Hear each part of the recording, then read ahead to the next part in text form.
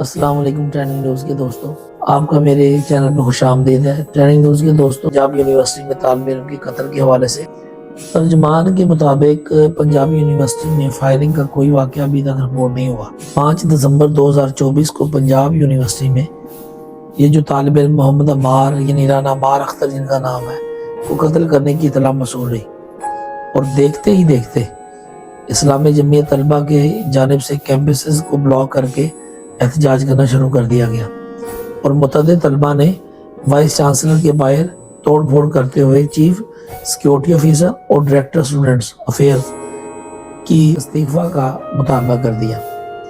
اور اس کے ساتھ ساتھ دوستوں، آج بھی طلبہ تنظیموں نے یونیورسٹی انتظامیہ کے خلاف احتجاج کا اعلان کر رکھا ہے۔ تاہم ابتدائی پولیس کی تفتیش مکمل ہونے کے بعد یہ عقد کھلا ہے کہ محمد عمار قتل کیس میں اپنے ہی اس کے دوست جو ہے وہ ملوث پائے۔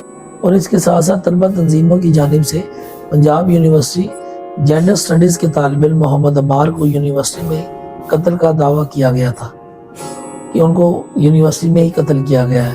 محمد عمار کا تعلق قصور سے تھا اور وہ 6 سیمسٹر کا طالب علم تھا۔ واقعہ رونما ہونے کے بعد محمد عمار کو زخمی حالت میں شیخ زاید ہاسپٹل لے کر جایا گیا، اور اس کے ساتھ ساتھ جو اسلامی جمعیت طلبہ نے ابتدائی طور پر موقف اپنایا کہ 2 موٹر سائیکل سوار محمد عمار کو انہوں نے تب گولی ماری جب وہ اپنا کھانا کھانے کے لیے یونیورسٹی میں قائم ڈھابے پر آئے۔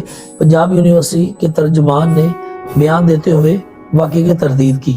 ان کا کہنا تھا کہ ترجمان کے بقول پنجاب یونیورسٹی میں فائرنگ کا کوئی واقعہ ابھی تک رپورٹ نہیں ہوا، مخصوص گروہ جھوٹی خبریں پھیلا کر مذموم مقاصد حاصل کرنا چاہتے ہیں، اور ساتھ ساتھ یونیورسٹی کی جو سیکیورٹی ہے اس کی مذکورہ مقام پر جا کر ابتدائی تحقیق کی گئی ہے، مبینہ جگہ پر بھی فائرنگ کا کوئی واقعہ پیش نہیں آیا۔ اس دوران مشتعل طلبہ نے کیمپس کو بلاک کر کے کنار روڈ پر ٹائر جلائے اور یونیورسٹی انتظامیہ کے خلاف نعرہ بازی بھی کی۔ پولیس کی بھاری نفری کیمپس پل پر تعینات رہی اور مشتعل طلبہ سے مذاکرات کا سلسلہ شروع ہوا۔ تاہم طلبہ محمد عمار کو اسلامی جمعیت طلبہ کا ساتھی قرار دے کر انصاف کا مطالبہ کرتے رہے۔ طلبہ کے ساتھ مذاکرات کامیاب ہونے کی صورت میں کیمپس پل ٹریفک کے لیے کھول دیا گیا ہے، جبکہ طالب علم یونیورسٹی میں داخل ہو کر جلوس کی شکل میں نعرہ بازی کرتے رہے، اور دوپہر 3 بجے کے قریب متعدد طلبہ نے ترجمان کو بتایا کہ انتظامیہ کی جانب سے ڈپارٹمنٹس خالی کروانے کا کہا جا رہا ہے۔ اسلامی جمعیت طلبہ کے دیگر ساتھی وائس چانسلر آفس کے باہر موجود رہے، تاہم کئی طلبات یونیورسٹی میں نعرہ بازی کرتے رہے۔ جی ناظرین، اس کے ساتھ ساتھ اس واقعے کے بعد اسلامی جمعیت طلبہ کے ترجمان نے بتایا کہ طالب علم اگرچہ جمعیت کا رکن نہیں لیکن یونیورسٹی میں پڑھتا تھا۔ ترجمان کے بقول محمد عمار ہمارا ساتھی نہیں تھا بلکہ یہ 54,000 طلبہ کی زندگیوں کا سوال ہے۔ یونیورسٹی میں اسلحہ کیسے آیا؟ ہم انتظامیہ سے یہی سوال کر رہے ہیں۔ رات کو اسلامی جمعیت طلبہ نے یونیورسٹی کے تمام کنٹینر بند کروا کر ایک بار پھر احتجاج کی ریکارڈ کرایا۔ اس کے دوران پنجاب یونیورسٹی میں ہنگامہ آرائی توڑ پھوڑ کے بعد انتظامیہ نے ملوث طلبہ کے خلاف باقاعدہ کارروائی کا آغاز کر دیا ہے۔ تاہم ترجمان پنجاب یونیورسٹی کے مطابق یونیورسٹی انتظامیہ عینی شاہدین اور فوٹیجز کی مدد سے حملے میں ملوث جمعیت کے 11 کارکنوں کی شناخت کر چکی ہے۔ انہوں نے کہا کہ جمعیت کے 30 نامعلوم کارکنوں کی شناخت کا عمل جاری ہے۔ نامزد کارکنان کے خلاف قانونی کارروائی کے لیے ڈسپلنری کمیٹی کو خط بھی بھیج دیا گیا ہے۔ جمعیت FIR میں درج درخواست گزار کے موقف کو تفتیش کا نتیجہ بتا کر جھوٹا پروپیگنڈا کر رہی ہے، جبکہ FIR میں PC ڈھابے کا ذکر سنی ہوئی بات پر ہوا ہے جس پر تفتیش ہونا بھی باقی ہے۔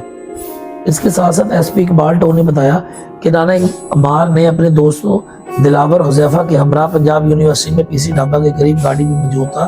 ان کے مطابق گاڑی 9mm پسٹل دلاور کی ملکیت تھی۔ گاڑی کے ڈیش بورڈ پر پسٹل رکھی گئی اور جو گاڑی کے پچھلی سیٹ پر بیٹھے حذیفہ نے مانگی۔ SP کے بقول حذیفہ نے چیمبر مارا تو اچانک برس کی شکل میں گولیاں چل گئی۔ 3 گولیاں گاڑی کی سیٹ کو پھاڑتے ہوئے عمار کو لگی۔ پولیس نے دلاور کو ہاسپٹل جبکہ حذیفہ کو گجرات کے نوائی علاقے سے گرفتار کیا۔ پولیس کے مطابق حذیفہ نے حادثاتی طور پر جو ہے اسے گولی چلی، اور SP اقبال ٹاؤن نے یہ بھی بتایا کہ طلبہ تنظیم کی جانب سے واقعات کو غلط رنگ دینے کی کوشش کی جا رہی ہے۔ ان کے بقول تینوں اسٹوڈنٹس کا کسی بھی تنظیم سے کوئی تعلق نہیں۔ السلام علیکم ٹریننگ نیوز کے دوستوں۔ جی ناظرین، فوجی عدالتوں میں سویلینز کا ٹرائل روکنے کے لیے جو درخواست ہے اس کو خارج کر دیا گیا ہے، اور جو سابق چیف جسٹس ہے ان کو جرمانہ بھی کر دیا گیا ہے۔ درخواست سابق چیف جسٹس جواد خواجہ کی جانب سے دائر کی گئی تھی۔ سپریم کورٹ کے آئینی بینچ نے 26ویں ترمیم کے فیصلے تک فوجی عدالتوں میں سویلین کے ٹرائل روکنے کے متعلق کیس کی سماعت مؤخر کرنے کی درخواست خارج کر دی ہے، اور ساتھ ساتھ سابق چیف جسٹس جواد خواجہ کو 20,000 روپے کا جرمانہ بھی کر دیا گیا ہے۔ پیر والے دن جسٹس امین الدین کی سربراہی میں 7 رکنی بینچ نے فوجی عدالتوں میں سویلینز کے ٹرائل سے متعلق درخواستوں کی سماعت کی تھی۔ درخواست سابق چیف جسٹس جواد خواجہ کی جانب سے دائر کی گئی تھی۔ ان کے وکیل نے اس درخواست میں استدعا کی تھی کہ 26ویں آئینی ترمیم سے متعلق درخواستوں کا فیصلہ آنے تک فوجی عدالتوں کا مقدمہ نہ سنا جائے، جس پر بینچ نے ان سے استفسار کیا کہ وہ آئینی بینچ کو تسلیم کرتے ہیں۔ دائر کار درخواست کو تسلیم کرنے سے انکار کیا۔ اس پر جسٹس جمال مندوخیل نے کہا کہ آپ کا کوئی پیارا اگر عدالت کا دائرہ اختیار تسلیم نہیں کرتا تو یہاں سے چلے جائیں۔ ان کا مزید کہنا تھا کہ جو بھی بینچ بھر رہے ہیں نئی ترمیم کے تحت ہی بھر رہے ہیں۔ اس موقع پر جسٹس محمد علی مظہر کا کہنا تھا کہ ہر سماعت پر آپ کے موکل کی جانب سے کوئی نہ کوئی درخواست آ جاتی ہے، کبھی بینچ پر اعتراض اٹھایا جاتا ہے تو کبھی کیس نہ چلانے کی استدعا کی جاتی ہے۔ انہوں نے مزید کہا کہ کتنے لوگ جیل میں موجود ہیں اور آپ کی وجہ سے فیصلے میں تاخیر ہو رہی ہے۔